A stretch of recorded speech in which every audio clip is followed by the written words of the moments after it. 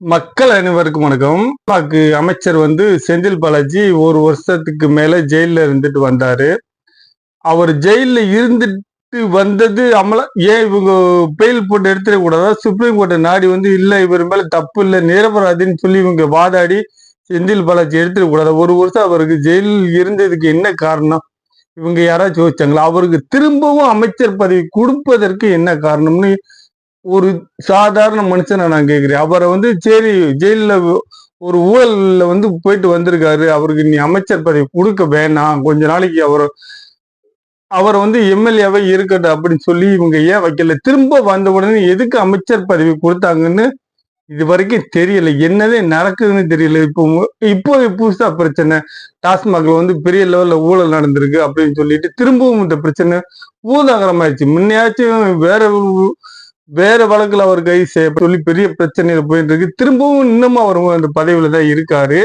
இதுல என்ன நடக்க போகுது? இதெல்லாம் பாக்குறப்போ மக்களாகி நீங்க என்ன நினைக்கிறீங்க? உங்க கான்செப்ட் என்ன? யாருக்கு நீங்க ஓட்டு போட்டு தேர்ந்தெடுக்கீங்க? உங்களுக்கு மக்களுக்கு இவங்க பூரா நல்லது செய்யறாங்களா? நான் எந்த எம்பி எம்எல்ஏவும் நான் குறிப்பிட்டு பேசல, எல்லாருமே தான்.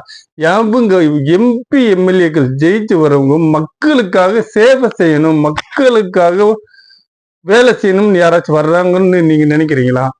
நீங்க காசு வாங்கிட்டு ஓட்டு போட்டிருந்தாலும் சரி, காசு வாங்காம ஓட்டு போட்டிருந்தாலும் சரி, உங்களுக்காக ஏழைப்பட்ட மக்கள் நடுத்தர குடும்பத்துக்காக இவங்க வேலை செய்யறாங்கன்னு நீங்க யோசிச்சு பார்த்து சொல்லுங்க. நீங்க ஓட்டு போட்ட எம்பி எம்எல்ஏக்கள் உங்களை எப்பயாச்சும் பார்த்துருக்காங்களா? நேர்ல பார்த்து உங்க குறைகள் என்னன்னு கேட்டிருக்காங்களா? இதெல்லாம் நீங்க சிந்திச்சிருக்கீங்களா? இந்த மணல் கொள்ளையா இருந்தாலும் சரி, கனிம வள கொள்ளையா இருந்தாலும் சரி, இவங்க எல்லாருமே கொள்ளையடித்து அவர்கள் கஜானாவைத்தான் நிரப்புகிறார்கள். ஏழைப்பட்ட மக்களுக்கு உங்களுக்கு ஏதாச்சும் செய்யறாங்களா? நீங்க சொல்லுங்க. ரேஷன் கடையில தரமான அரிசி, அந்த அரிசியை வாங்கி எத்தனை குடும்பம் சாப்பிடுதுன்னு சொல்லுங்க. ரேஷன் அரிசியை வாங்கி எத்தனை குடும்பம் சாப்பிடுது? எத்தனை குடும்பம் ரூபாய்க்கு விற்கிறாங்க? அந்த அரிசியை வாங்கிட்டு போய் ஆந்திராவில் எவ்வளவு பேர் சாப்பிட்றாங்க? இதெல்லாம் நடந்து கொண்டுதான் இருக்கும், பார்த்து கொண்டுதான் இருக்கும்.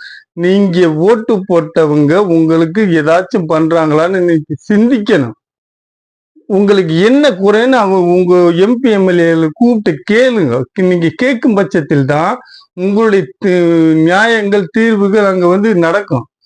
எலெக்ஷனில் உங்க தொகுதிக்கு என்ன வேண்டும், உங்களுக்கு என்ன வேண்டும், மக்களுக்கு இவர்கள் என்ன செய்ய வேண்டும், தமிழகம் எதை நோக்கி போய் கொண்டிருக்கு, மும்மொழி கொள்கை அது இதுன்னு நம்ம பேசிட்டு இருக்க. இப்ப மும்மொழி கொள்கை இந்திக்காரனுங்க தான் அதிகமா தமிழ்நாட்டை ஆக்கிரமிச்சு வேலை பார்த்துட்டு இருக்காங்க. அதை இந்த தமிழக அரசு தடுத்து நிறுத்த மாட்டேங்குது. ஏன்னா அதை கண்ட்ரோல் பண்ண முடியாது. இப்ப கார்பரேஷன் வேலை, அந்த வேலை, இந்த வேலை, எல்லா வேலையிலுமே இந்திக்காரனுங்க வந்துட்டானுங்க. இப்ப ஆட்டோ ஓடுறவங்க கொண்டு, இந்த குப்பையால் கொண்டு எல்லா வேலையும் இந்திக்காரனுங்க வந்துட்டாங்கன்னு நினைக்கிறேன். அப்படிதான் போயிட்டு இருக்கு. தமிழக மக்கள் நீங்க உண்மையிலே நீங்க எந்த வேலையா இருந்தாலும் உங்க படிப்புக்கு ஏற்ற மாதிரி, உங்க தகுதிக்கு ஏற்ற மாதிரி உங்க வேலையை போய் நீங்க செஞ்சால் மட்டுமே உங்களுடைய வாழ்வாதாரம் உயரும். யாரையும் நம்பி இங்க இருக்காதீங்க. யாரும் உதவி செய்வாங்கன்னு நீங்க நினைக்காதீங்க. உங்களுக்காக வேலை செய்பவர்களுக்கு ஓட்டு போடுங்கள், மக்களுக்காக உதவுபவர்களுக்கு ஓட்டு போடுங்கள். நன்றி, வணக்கம்.